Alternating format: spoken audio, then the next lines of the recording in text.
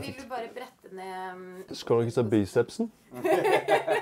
Odysseen, som en roman, den handler om en far og en sønn. Faren han har blitt diagnostisert med demens. Sønnen tar han med ut, for det har han liksom lovt. Han tar han med ut på en familiehytte, fordi at han orker ikke tanken på at han skal råtne bort på et gamlehjem eller et sykehjem. Alt det som faren er stolt av i livet, finnes der ute. Men er det egentlig dette som er det lureste, at dere sitter her kalde høstkvelder og drikker dere fulle og ser på sjøen og liksom tenner i bålpanna?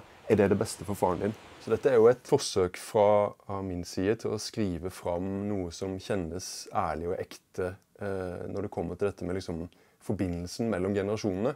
Altså hva slags ansvar har vi for våre foreldre?